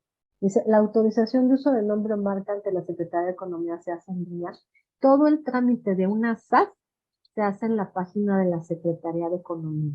Todo el trámite. Ahí te dice, entras y dices, oye, quiero ser, este es el nombre que quiero manejar, y entraste con tu firma, este es el nombre que quiero manejar, y la misma, así que la misma Secretaría de Economía te dice, no, este nombre no lo puedes usar. Por eso les digo, váyanse con 4 o 5 nombres para que ustedes lo puedan ingresar, la secretaria, la página acepta el nombre, y ahora sí, ya continúas con todo el trámite porque te tiene que dar tu digamos, nuestra acta constitutiva y te tiene que dar tu registro federal de contribuyentes, ahí te va a dar tu RFC de una vez. ¿Un accionista de una SAS puede ser recíproco? Sí, no es una de las limitantes del régimen. Aquí la única limitante que maneja es que no puede ser accionista o no puedes ser miembro o accionista de una SAS si eres miembro de de alguna otra sociedad mercantil o civil. Eso nos dice que hay que tener mucho cuidado. ¿Sale? Entonces, es uno de los regímenes. Dice, el esquema de tributación, aquí es conforme al flujo de efectivos lo que vas a pagar de impuestos. Dice, dicho esquema, pues te permite pagar el ISR solamente sobre el ingreso y las deducciones que se realizan en el periodo que efectivamente pagas y te pagarás. ¿Ok? Entonces, Eso es lo que tenemos que tener mucho cuidado. Dice Luz María, si primero me doy de alta como SAS y el primer año de inicio de labores obtengo más de 5 millones, ¿qué pasa ahí? Así que te tienes que cambiar de sociedad, porque es una limitante de esas. Así sea el primer año, el primer mes, el primer trimestre, ya tienes 5 millones de ingreso, ya te vas a un régimen general de persona, o te vas a persona física con actividad empresarial, o decides crear tu SACD o la figura mercantil que te convenga. Muchas veces, cuando ya se dio el paso de una SAS, por lo general, el siguiente paso es una sociedad mercantil, una SACD, una SADRL, alguna. ¿Por qué? Porque por alguna razón creaste la SAS. Entonces, ahí es donde tienes que ver con el contador, con el experto, con un planeador fiscal, si es lo más conveniente, irte ya a una persona moral o persona física con actividad empresarial. ¿Ok? Bueno, dice, ¿cuáles son los beneficios de la SAS? Dice, pues es un trámite rápido, se hace en línea, sin necesidad de ir a ninguna dependencia de gobierno, ¿verdad? Y en cualquier computadora con acceso a Internet lo puedes hacer. Dice, es gratuito, no vas a pagar no vas a pagarle a algún notario, nada, porque todo lo estás haciendo en línea. Dice, es el único régimen que permite crear una sociedad a partir de una persona. Al principio da mucha confusión, es como si una sociedad son dos o más personas. Sí, pero esta sí se llama SAS y es una facilidad para una persona que por algo necesita una persona, una sociedad, no como persona fiscal. Les digo, pasa mucho que de acuerdo al giro, al producto o servicio que tú ofertas, vendes mejor o tus mismos clientes te pidan que seas una persona moral. Y, por ejemplo, para ventas de gobierno, lo he visto mucho, proveedores de Pemex, proveedores de CFE, arquitectos, ingenieros que dicen, pues sí, vamos a empezar con estas SAS, vamos a iniciar a venderles a ellos y ya más adelante pues ya nos cambiamos a una SASD. Entonces, para quien está iniciando, es un régimen para que no tiene a lo mejor o no desea en el momento invertir en un notario, por ejemplo. Ojo, al momento que seas una sociedad, ya estás obligado a llevar tu contabilidad. Física con actividad empresarial, ya habíamos dicho que depende mucho de la actividad, depende mucho del nivel de ingresos, que no seas miembro de una sociedad mercantil o civil y que presentes el aviso correspondiente para que te puedan hacer el cambio. Es como podría ser. Si no eres miembro de ninguna de ellas, sí podrías convertirte en reciclo. ¿Ok? Bueno, entonces, esto que también ayuda a la formalidad, ¿verdad? Que se acceda a esquemas de financiamiento. ¿Por qué? Porque eres una persona moral y que crezcas, ¿verdad? Porque más adelante pues, puedas generar empleos, ¿verdad? Entonces, ahora sí. Ahora, esas son las formas en las que una persona física puede estar dentro del marco de la legalidad para hacer actividades en México. Vamos a tener la otra figura, que son las personas morales, ¿verdad? Con las personas morales, dice, estas las rige la Ley General de Sociedades Mercantiles. Entonces les invito, googleen la Ley General de Sociedades Mercantiles y la puedan descargar. No es muy pesada y, bueno, ustedes es para que puedan leer a detalle cada tipo de sociedad. Dice, es un tipo de sociedad mercantil en la que las responsabilidades de los socios se van a limitar al capital que han importado. Si yo aporto 20,000 pesos, pues voy a tener una responsabilidad ante la sociedad de hasta 20,000 pesos en caso de que ocurra algo. No se van con mi patrimonio, se van solamente con el límite de mis aportaciones. Dice, el capital mínimo se establece en el contrato social, o sea, en el acta constitutiva. Dice, ese capital va a estar representado por acciones de igual valor que confiere los mismos derechos. Ahí la ley nos habla precisamente del tipo de acciones, tú fijas el valor de la acción y tú vas a decir que dependiendo del número de acciones, si eres socio mayoritario, si eres socio minoritario, qué representa ser un socio mayoritario, un socio minoritario, en qué momento puedes vender las acciones, si las puedes traspasar a familiares. Por eso les digo, es bien importante analizar muchas cosas alrededor. Eso les invito a que lo hagamos en protocolo familiar hay una semana de protocolos y en el protocolo familiar se habla precisamente de todo lo que se tienes que considerar para una empresa en donde la familia, ¿verdad? Traspólalo a, si quieres hacerlo, crear una sociedad, porque tiene que estar bien establecidas las reglas del juego para que no perdamos o no haya un tema en la sociedad, ¿ok? Entonces, eh, eso es algo bien importante. Bueno, no sé, Moisés, si dice, estimados, todas y todas, algunos participantes hemos creado un grupo de WhatsApp. Quien quiera ingresar, este es el enlace. Ok, muy bien. Dice, ¿cuándo en la semana de protocolos? Fíjate, habría que checarlo, Daniel, en la página de la gente capacita. A lo mejor ahorita al final le hacemos a Jorge que nos diga, cuándo es la semana de protocolos. Sí, sí entiendo que está dentro del programa de herramientas de asistencia técnica. Y chécalo con Jorge, ¿no? Ok.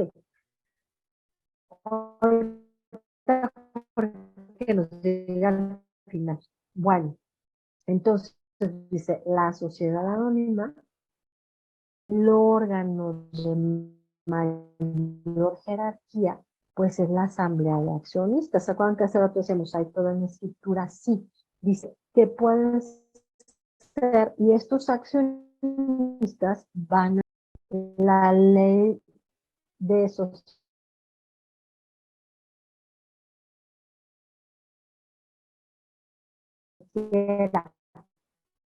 dependiendo de los asuntos a tratar, ¿verdad? Entonces, nos dice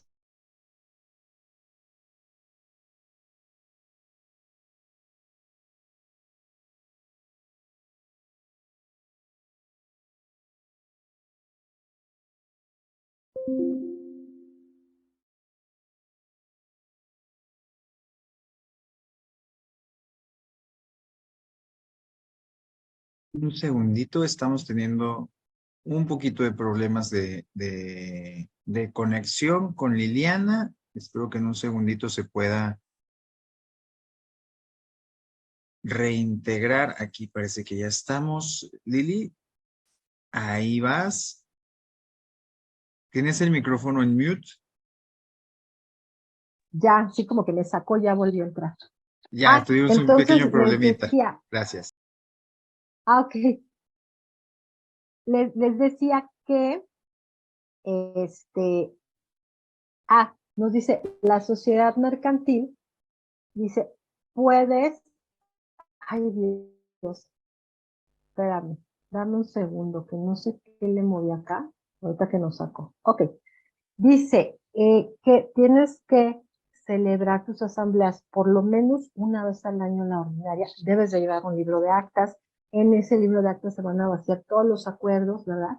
Y esto es un requerimiento regulatorio para una sociedad anónima. Dice, y vas a poderte reunir en las asambleas extraordinarias que, que se requieran, ¿no? Entonces, hay que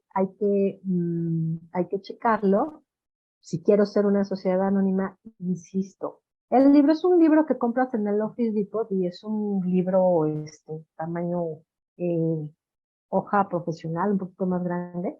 Y ahí es donde se pone libro de actas, y ahí es todo, incluso se escribe a mano, se puede escribir en computadora, luego se hace una impresión para que quede impresión el libro, todo un protocolo este, para ese. Pero es un libro sencillo, eh, Daniel, ¿ok? Ese es, ya estoy. A ver, ¿ya me escuchan bien? ¿Todo va bien? Ok. Ahora, dice, si decides no hacer un consejo de administración, pues puede ser un administrador único, ¿verdad? Que era lo que decíamos, cualquiera de los dos.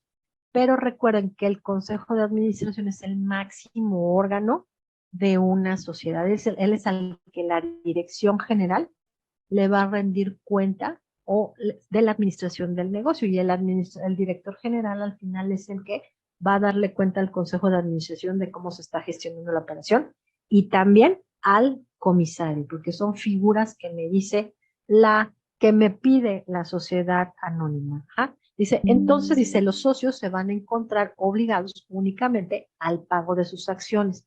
Dice, y no responden de forma personal a las deudas. Dice, de las utilidades se debe de separar anualmente un 5% para un fondo de reserva. Y eso es donde va a estar reflejado en la contabilidad. Dice, dentro de las principales obligaciones fiscales, ¿cuáles son? Pues tener su registro federal de contribuyentes, tener sus firmas electrónicas, expedir sus facturas electrónicas y llevar la contabilidad, ¿verdad? Dice, de acuerdo a lo establecido en el Código Fiscal de la Federación. Dice, tiene que presentar sus pagos provisionales y definitivos, ¿verdad?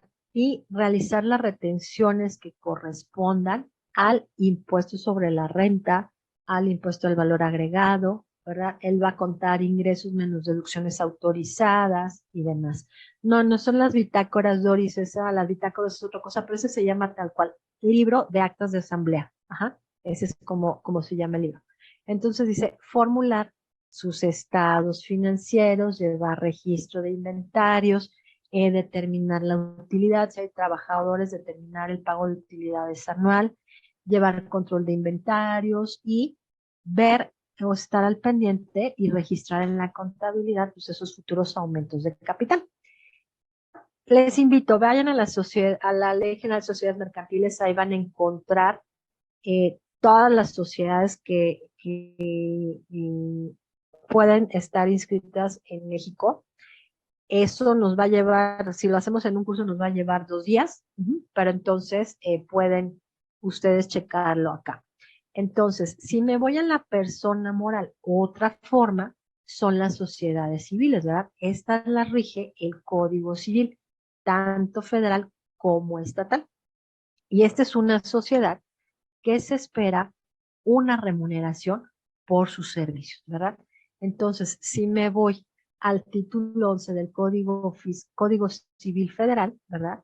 Y hay que ver el de cada entidad federativa, dice, una sociedad civil se encuentra definida en el artículo 2688, dice, los socios se obligan mutuamente a combinar recursos, esfuerzos para realizar un fin común preponderantemente económico, ¿verdad? Dice remuneración monetaria o onerosa sin que haya una especulación comercial, por ejemplo, venta de productos, sino servicios profesionales. Por ejemplo, los despachos contables son sociedades civiles, ¿verdad? Porque dice, no llevo una especulación comercial, sino te presto un servicio profesional y a cambio de ese, pues le vas a pagar un ingreso, ¿verdad? Y mi sueldo, pues va a ser mi deducción. Pero bueno, dice, vas a pagar un impuesto sobre la renta relacionado a la utilidad fiscal. Ingresos menos lo que me pide deducir el Código Fiscal, la ley sobre la renta, para que se haga el cálculo de mis impuestos.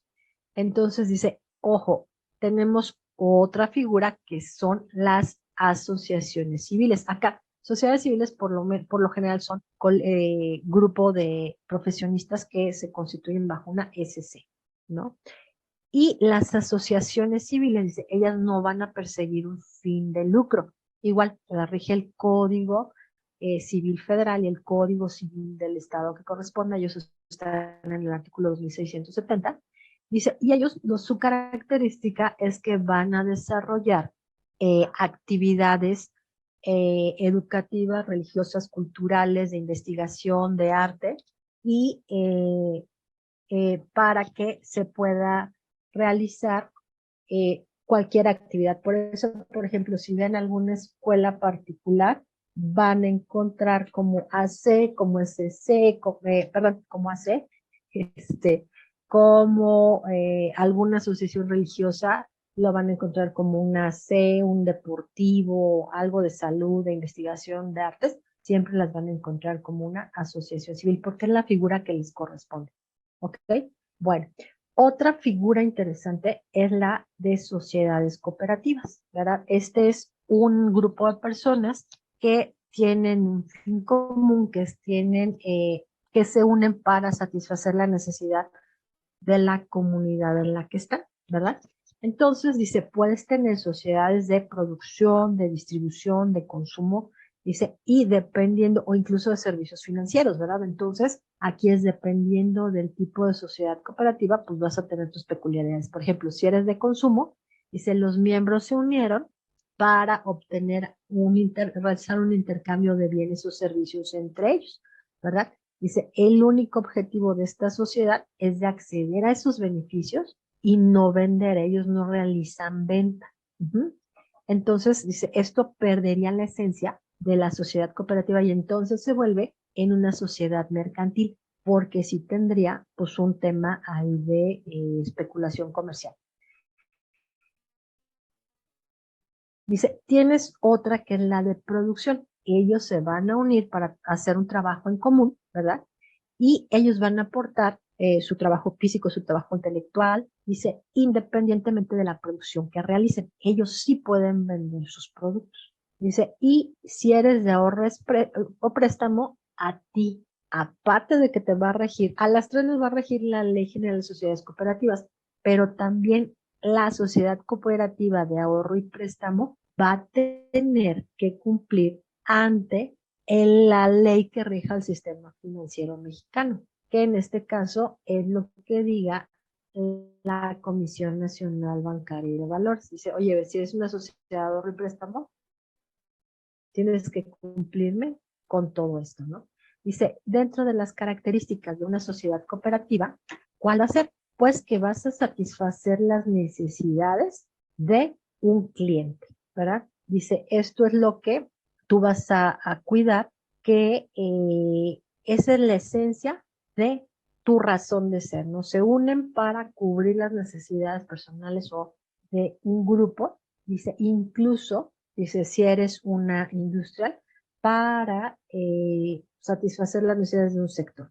Dice, pero en sí la cooperativa es para adquirir bienes en mayoría, pero los vamos a construir nosotros mismos. Dice, ella también se constituye bajo notario, dice, y también tiene que tener su registro federal de contribuyentes.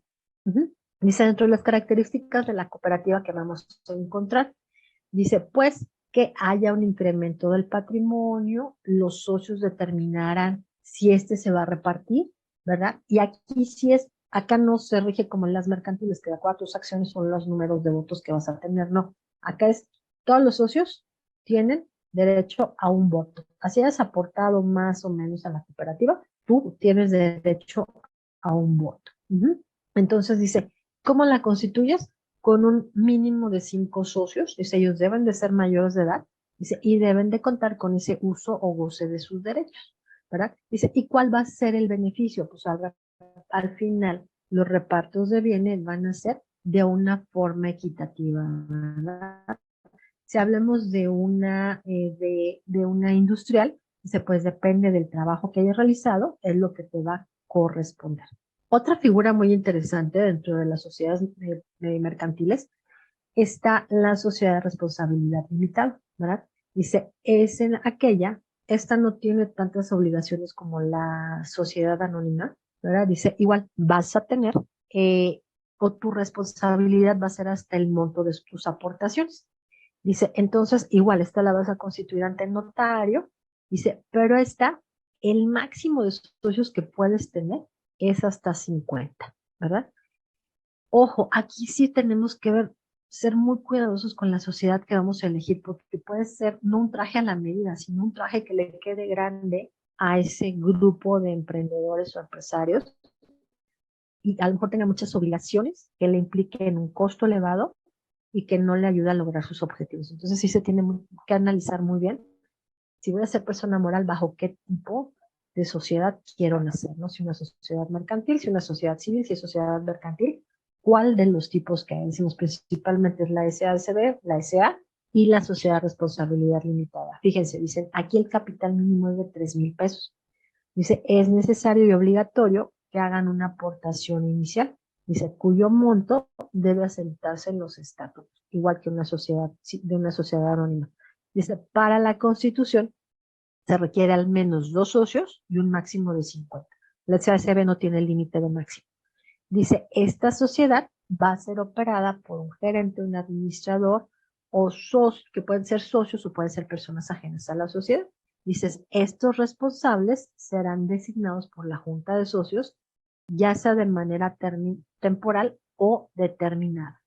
Entonces, desde acá ya vemos, ¿verdad? ¿Qué tipo de persona soy? Este cuadrito les recomiendo que ustedes lo vayan armando, vayan teniéndolo como control. Ujú. No, las fundaciones van a ser principalmente ASTES, ajá, asociaciones civiles sin fines de lucro, ¿ok? ¿Y cuál es la característica del régimen en el que estás? Bueno, dice, entonces, dependiendo de la figura jurídica que tenga la empresa, igual, tenemos que ver qué impuestos tengo que pagar a nivel federal, estatal y municipal. Dice, mis obligaciones principales pues, son impuestos sobre la renta, IVA, impuesto especial sobre productos y servicios, en caso de, ahorita lo vamos a ver. Dice, el impuesto sobre la renta es un impuesto directo sobre el ingreso, ¿verdad? Me dice la autoridad fiscal, por el hecho de tener un ingreso, me vas a pagar un impuesto. Y aquí estamos todos, desde los asalariados, los emprendedores, todo el que esté registrado ante el SAT, pues va a estar obligado a pagar el impuesto sobre la renta, ¿verdad? Y luego nos dice, los tipos de ingresos que pagan el ISR son arrendamiento, actividad profesional, sueldos y salarios, ingresos, intereses obtenidos, premios obtenidos, dividendos, enajenación de bienes. Y dice, tienes que hacer un pago provisional a cuenta del impuesto anual, ¿verdad? Vas a ir pagando, digamos, un pedacito de tu ingreso anual. Imagínense que dijeran, ganaste 50,000 pesos y de en un momento te dijeron, sobre eso me pagas el 30%. Oye, ¿por qué te voy a pagar 15,000 pesos? Ah, no, te dice, durante el año me vas a ir pagando una pequeña parte que son los pagos provisionales y te permito que tengas deducciones. Sobre esas deducciones, ingreso menos deducciones, ahora sí, te doy el tema del pago o te hago tu cálculo, ¿no? Entonces decimos, las personas, el impuesto sobre la renta, de las personas físicas, la declaración anual se presenta en abril y la persona moral se presenta en mayo. La ley del IVA ya la habíamos platicado, dice pues es una tasa del 16%, si estás en zona fronteriza es del 8%. Dice, la característica de este impuesto es que aplica al consumidor final. Esto es que todos pagamos IVA. Si ustedes van al Oxxo y se compran unas papitas, les cobran el IVA, ¿verdad?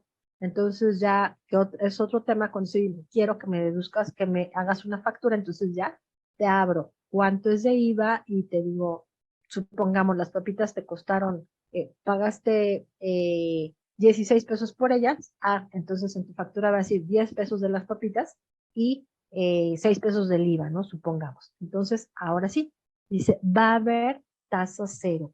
¿A qué se refiere?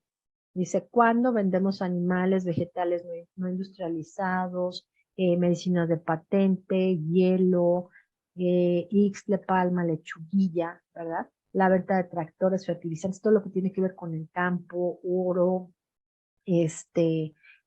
siempre que no se efectúen ventas al menudeo, libros, periódicos, revistas, toallas sanitarias, tampones, todo esto lo van a encontrar en la propia ley del IVA. Cuando hablamos de tema cumplimiento regulatorio y fiscal, les invito a que se vayan a las leyes aplicables. Este tema es muy amplio y en 2 horas no se alcanza a ver totalmente, ¿no? Porque es muy específico lo que me dice cada tasa, cuáles son las actividades, por ejemplo, tasa cero, dice todo lo relacionado a agricultura, ganadería, molina de maíz, de trigo, pasteurización de leche, invernaderos hidropónicos, despepite de algodón, sacrificio de ganado y demás, ¿no?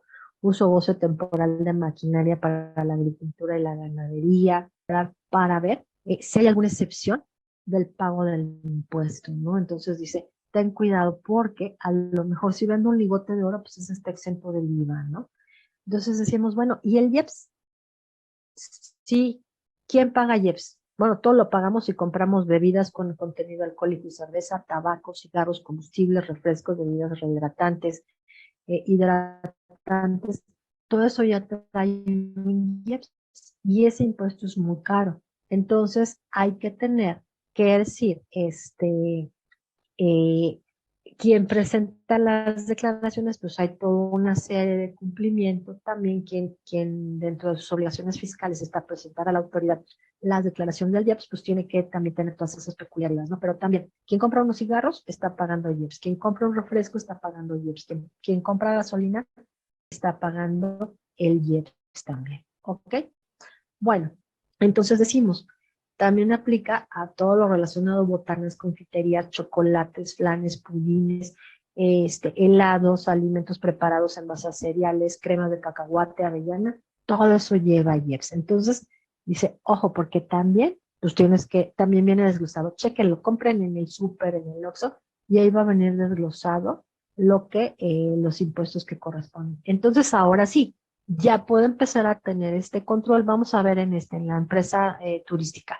Dice, ¿qué régimen fiscal tengo si soy persona física? Ah, soy reciclo.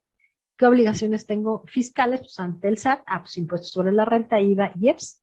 ¿Qué tengo que cumplir? Pagos provisionales, declaraciones mensuales y declaración anual. ¿Qué empresa soy? Pues soy un restaurante, soy un spa, ¿no? No sé. Persona física con actividad empresarial. Por lo general, ¿quién está en ese régimen? Cualquiera. Hotel, restaurante, agencia de viajes, spa. Igual, ponemos las mismas obligaciones que trae Reciclo. Las SAS. Por lo general, ¿quién puede ser una SAS? Hotel, restaurante, spa, alguna empresa de entretenimiento, ¿no? Igual nos dice, van a hacer pagos provisionales y aquí yo describo qué es lo que me toca cumplir ante qué autoridad. Si soy persona moral, lo mismo, ¿eh? Cualquiera puede ser una persona moral y decimos cuáles son mis obligaciones. Así es que ustedes tengan este tablero de control que puedan tener o puedan decir, ahora sí, cuáles son las obligaciones que corresponden. Dice, si eres reciclo, ya sea que ofreces productos o servicios, debes determinar el ISR. La autoridad que te dice que puede ser entre el 1 y el 2.5%. Eso va a ser ya en el momento que haces el cálculo de tu declaración. Ajá, ahí es donde vas a tener el tema del reciclo. Entonces, ahora sí, me gustaría saber si hay alguna pregunta adicional, algo que quieran agregar. Y sí, bueno, ya ahorita Jorge les puso las encuestas y para irnos a las conclusiones. Me quedo aquí, quiero ver si hay alguna pregunta. Porque así están los acuerdos, Alejandra. Eso en su momento la autoridad dijo, así como dijo, hay tasa del 16 del cero exentos y para la frontera que antes era 10% y es el 8%, así está. Una de las respuestas es porque dice, zona fronteriza, incluso hay mucha gente que se va a Estados Unidos a cargar gasolina y vive ya muy cerca de la frontera en vez de cargar en México, ¿no? Entonces te voy a bajar la carga tributaria del IVA. A ver, no sé si a a esto te refieres. Ahí está.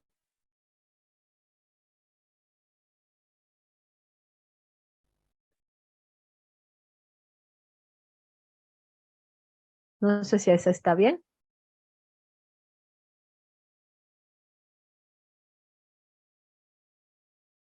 Entonces, por favor, chéquenla.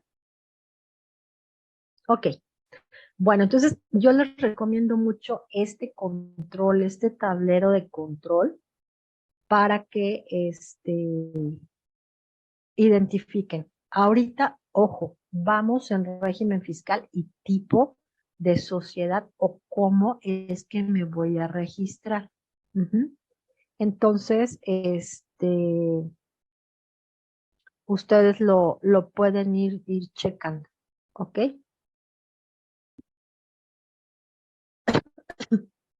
Vamos bien hasta aquí. Ok. El IEPS entra en la declaración de impuestos. Sí, si estás dentro de tus obligaciones o dentro de tus actividades, está actividades relacionadas al IEPS, sí, lo tienes que declarar. Eso es mensual. Es como el IVA, el ISR, se abre el apartado del IEPS y es lo que tienes que declarar. Por ejemplo, si vendes alcohol, cerveza, tabaco, chocolates, imaginémonos que tenemos un mini super o una tienda, todo eso tienes que declararlo, ¿no? Entonces, allá puso Jorge la encuesta.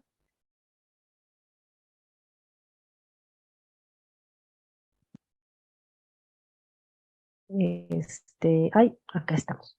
Entonces, ahora sí ya tengo más claridad, ¿no? Decir, oye, ¿cómo quiero, si ya soy persona física, estoy obligada, voy a ver, les invito. Cuando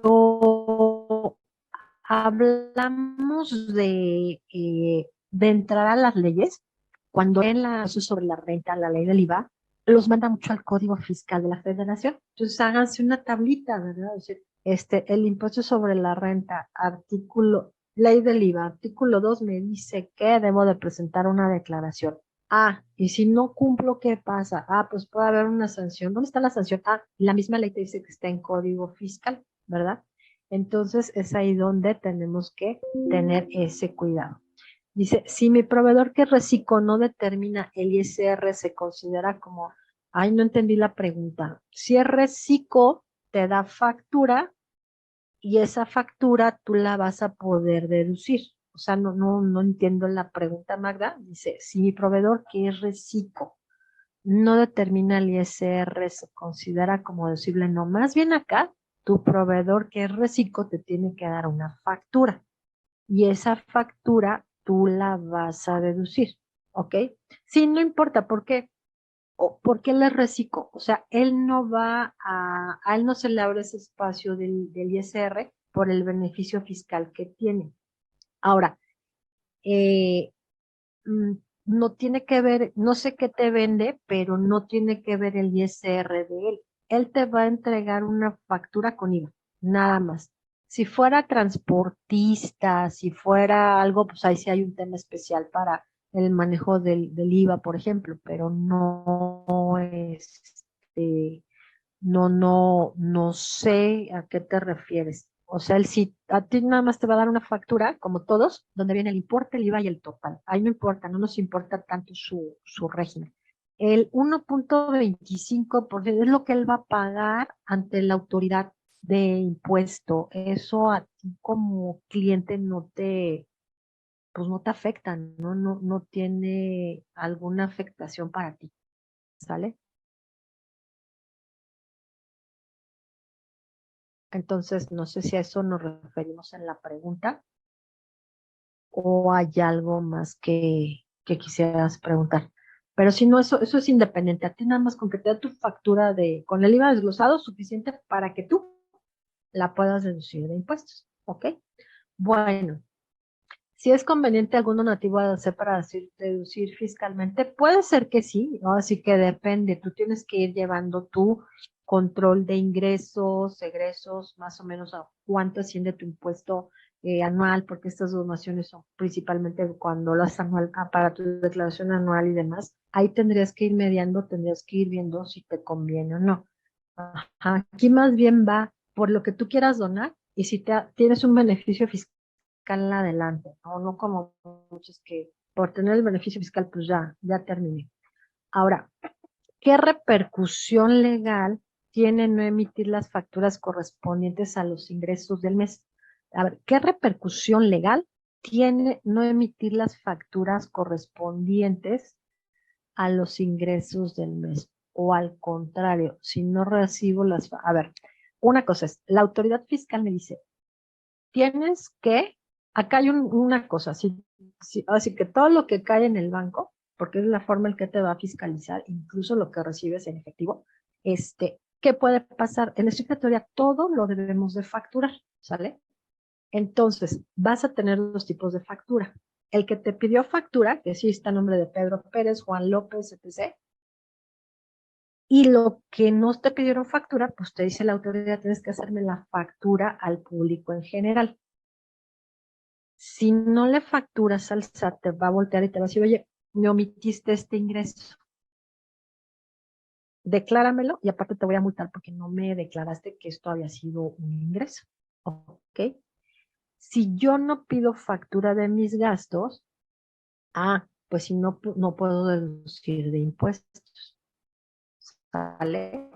¿Por qué? Porque la factura se tiene que emitir en el mes que corresponda. No puedo ahorita pedir una factura de un gasto del mes de junio. ¿sale? Por eso se hacen los pagos mensuales de impuestos, porque declaro lo que realmente sucedió durante el mes, ¿ok? Entonces, eso es lo que nosotros tenemos que ir considerando. Acuérdense, depende de mi régimen, pero en general son ingresos menos deducciones autorizadas, ¿verdad?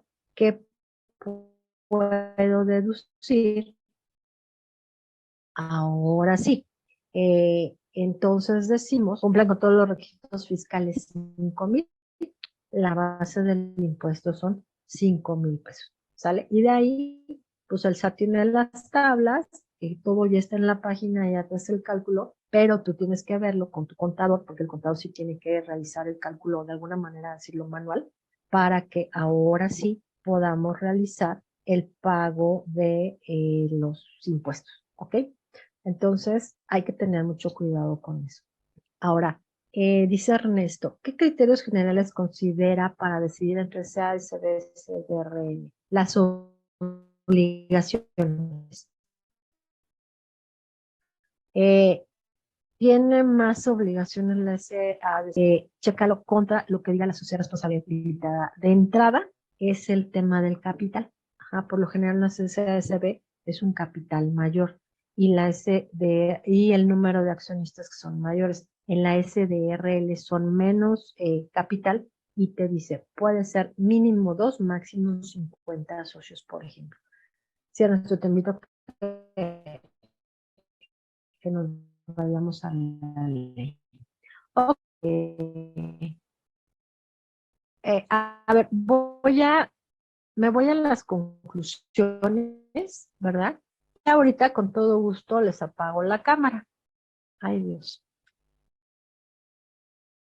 Denme un segundo. No sé por qué acá, no sé si alguien me está moviendo allá la imagen. Me voy acá a las conclusiones.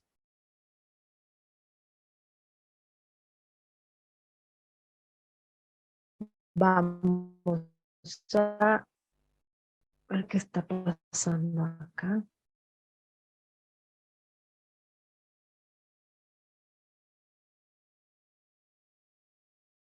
De acuerdo al modelo de negocio, si va a operar como persona física o moral.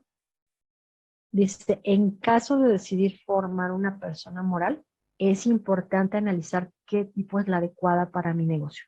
Esto, ¿quién se tiene que sentar con ustedes a verlo? Ustedes pueden leer las leyes y ya de acuerdo a su negocio y a sus peculiaridades, veanlo con el contador. El contador debe de tener esa capacidad de saberles orientar, si no con un abogado, orientarlo, o con los dos, para que tengan la vista fiscal y la vista legal, ¿ok?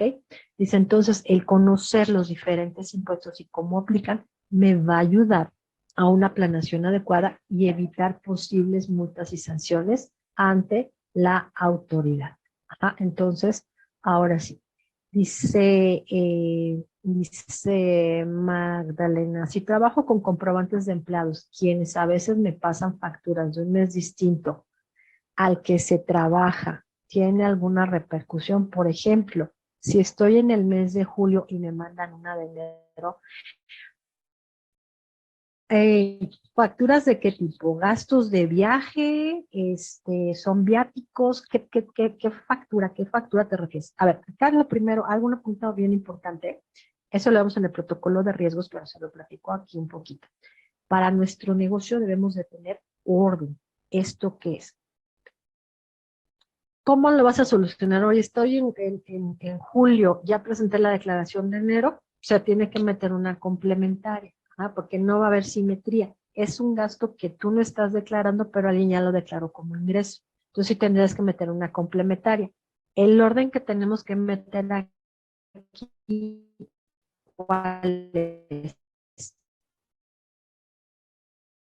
Lo tienes, me tienes que dar los comprobantes en enero. Y si no me los das, te los descuento, ¿no? Por ejemplo, o eh, te va a cargar a ti administrativamente más el tiempo porque tienes que meter una complementaria en el mes de junio, ¿sale?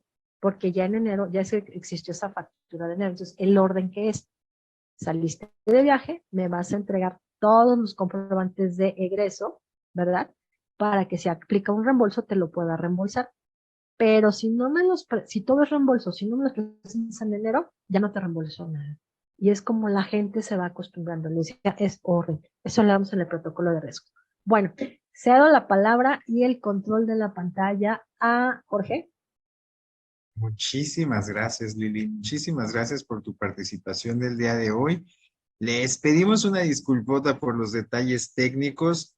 Esto de pronto puede salir de nuestro control, que la red se nos ponga un poco inestable, aunque tomamos todas las precauciones, ¿verdad? Pero muchísimas gracias, Lili. Muchísimas gracias. Logramos entender todo el material, todo el contenido. Acá por el chat les puse a las 11 en punto y hace unos 3, 4 minutos les volví a poner la liga para que puedan descargar el material, el cuaderno de trabajo el día de hoy. De la misma manera, lo pueden leer a través del código QR que aparece en su pantalla en este momento. Les recuerdo que la encuesta de satisfacción sigue abierta. Todavía nos faltan algunas personas por contestar. Si por alguna razón se les cerró o desapareció de la pantalla la encuesta de satisfacción, hay un botón al lado del chat y el de preguntas y respuestas que dice votaciones. Si le dan clic ahí y no han respondido a la encuesta aún, la pueden responder desde ahí también. Les agradecemos muchísimo por su participación. Y por otro lado, los invitamos a conocer nuestra oferta de capacitación en nuestra página nafin.com. Aquí van a poder encontrar en la opción Desarrollo Empresarial y Asistencia Técnica toda nuestra oferta de capacitación, todo el calendario de capacitaciones, dividido en 3 segmentos de interés: inclusión y educación financiera, formación y desarrollo de nuevas empresas y fortalecimiento y consolidación de empresas. De la misma manera, me gustaría compartirles por chat también la liga para la inscripción. Hace un rato Lili hablaba del programa de protocolos necesarios de actuación para la empresa. Me regreso un segundo el código QR que nos lo solicitan en el chat. Pero también Lili nos hablaba de protocolos de actuación para la empresa, así que aquí en el chat les acabo de compartir la liga para que se puedan inscribir. Este programa de capacitación de protocolos necesarios de actuación para tu empresa está programado para el 31 de julio. Esa semana, los 5 días, del 31 de julio al 4 de agosto, 9:30 de la mañana, horario del centro del país, en este mismo horario que estamos teniendo esta sesión. Y se pueden inscribir en la liga que les comparto a través del chat. Así que podemos aprovecharlo, los invitamos a que participen. Muy bien, regreso entonces a esta parte. En nuestra página nafin.com pueden encontrar todo nuestro programa de capacitación. Encontrarán este programa de protocolos necesarios de actuación para tu empresa. Encontrarán también las 5 semanas que va a estar durando este programa de asistencia, de herramientas de asistencia técnica para tu negocio, entre otros. Además, los invitamos a conocer nuestra página nafintecapacita.com, donde encontrarán 28 cursos de desarrollo empresarial, cursos que ya están cargados, están disponibles las 24 horas del día, los 365 días del año. Los pueden ustedes ir avanzando en el momento en el que ustedes puedan, y es una plataforma que está disponible para que vayan haciendo estos cursos desde su computadora, pero también desde sus dispositivos móviles. Y bueno, ya para terminar la semana del programa de capacitación, herramientas de asistencia técnica para tu negocio, el día de mañana, todavía en el bloque de cumplimiento normativo y fiscal, nos va a volver a acompañar Liliana con el tema aspectos comerciales, laborales, ambientales y de seguridad. Por ahí empezaban a salir algunas dudas al inicio de la sesión, así que mañana será el foro para que puedan desarrollar todas estas dudas y que Lili nos ayude a aclararlas todas. Les recuerdo que tenemos la cédula NAFIN. Ya mañana nos estamos al laboratorio. Así es, ya mañana le entramos y le entramos con fuerza. Les recuerdo que tenemos la cédula NAFIN con la que buscamos hacer más fácil el acceso al financiamiento. Encontrarán atención personalizada, asesoría financiera y acompañamiento de punta a punta en todo su proceso de financiación. Para eso tenemos que cumplir con los criterios de elegibilidad, que es ser una pequeña o mediana empresa mexicana de cualquiera de los sectores, industria, comercio o servicios, ser una empresa formal o persona física con actividad empresarial, tener antecedentes favorables en el buro de crédito, una situación financiera sana, al menos 2 años de antigüedad y comprobar suficiente generación de flujos para hacer frente al financiamiento. Es decir, tenemos que cumplir con los criterios para poder acceder al financiamiento y a través de la cédula NAFIN nos van a ayudar y nos van a dar seguimiento para que este proceso sea mucho más sencillo. Para mayor información, nos pueden llamar a nuestra línea 800-2215 o nos pueden enviar un correo a info@nafin.gov.mx. De la misma manera, como pueden ver, hay un código QR, el cual también pueden leer a través de su teléfono celular. Y bueno, ya para cerrar, una vez más agradecerte, Liliana, por acompañarnos el día de hoy, compartir Gracias. nuestros conocimientos. Sin duda, información importantísima de cómo debemos de estructurar nuestro negocio. Nos vemos el día de mañana. Recuerden que nos pueden encontrar en todas las redes sociales, en nuestra línea 800 Nafinsa y en nuestro correo institucional info@nafin.gov.mx. Muchísimas gracias a todos y a todas por conectarse y acompañarnos el día de hoy. Los esperamos mañana en punto de las 9:30 de la mañana, horario del centro del país. Nos vemos mañana, Lili. Muchísimas gracias. Gracias a ustedes, hasta mañana, que tengan excelente tarde y por acá nos vemos. Hasta luego. Así es. Que tengan una extraordinaria tarde. Nos vemos mañana. Hasta luego.